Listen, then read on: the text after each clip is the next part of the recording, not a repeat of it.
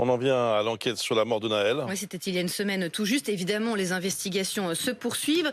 Que dit le troisième garçon qui était à bord de la voiture? C'était un ami de Naël. Il a 17 ans, il s'appelle Fouad et il était en fait assis à l'avant du véhicule. Il s'est enfui juste après le drame. Mais Fanny Wegscheider, hier, il a été entendu par les enquêteurs de l'IGPN et il affirme que si Naël a redémarré, c'est sans le vouloir, après avoir reçu des coups de crosse. Évidemment, alors c'est ce qu'a déclaré Fouad, qui s'est présenté donc à cette convocation de l'IGPN hier, donc à 11h. Un témoin clé compte tenu de la position, vous le disiez, qu'il occupait dans le véhicule lors du drame mardi dernier.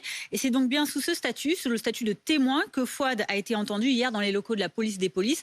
Il a parlé et a été entendu pendant près de 3 heures, nous précise son avocate, maître Karen Noblinski, qui était notre invitée il y a 1 heure. Et elle nous précise les points les plus marquants de ce que son jeune client a dit aux enquêteurs. Écoutez. Lui, il confirme que l'un des policiers a bien dit « je vais te mettre une balle dans la tête », que l'autre a bien dit « shoot-le », que des coups de crosse, 3, ont été donnés à Naël par les 2 policiers.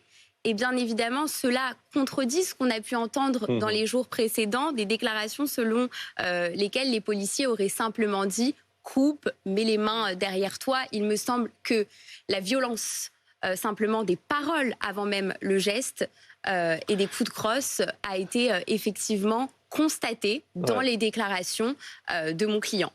Des déclarations, précise l'avocate, précises, circonstanciées et qui concernent les actions des 2 policiers, pas seulement celui qui a été mis en examen, des propos qui corroborent la vidéo qui avait été publiée et relayée après authentification, notamment sur BFM TV vendredi dernier, mais qui diffère de la version que nous avions également relayée sur BFM TV samedi cette fois-ci et qui avait été proposée par maître Laurent Franck Liénard. C'est l'avocat du policier mis en examen, notamment que le policier n'avait pas la volonté de tirer sur Naël, qu'il visait au départ vers le bas du véhicule, mais que ce n'est seulement qu'une fois que la Mercedes avait redémarré, alors pour quelle raison l'enquête va le déterminer, qu'il avait alors été percuté et que son canon, le canon de son arme à feu avait été dévié, touchant alors mortellement Naël à la poitrine. Alors qu'est-ce qui va se passer maintenant pour Fouad? Eh bien, maître Noblinski l'a précisé tout à l'heure sur BFM TV. Elle a déclaré que dès demain, elle allait porter plainte au tribunal judiciaire de Nanterre et à l'encontre des 2 policiers. Écoutez.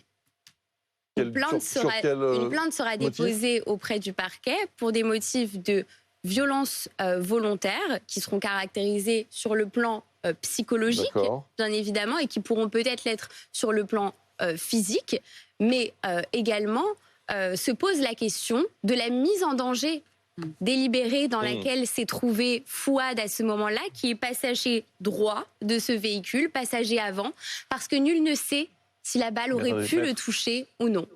Et pour être tout à fait complète, précisons que la maman de Fouad s'est par ailleurs constituée partie civile dans cette affaire. Merci Fanny.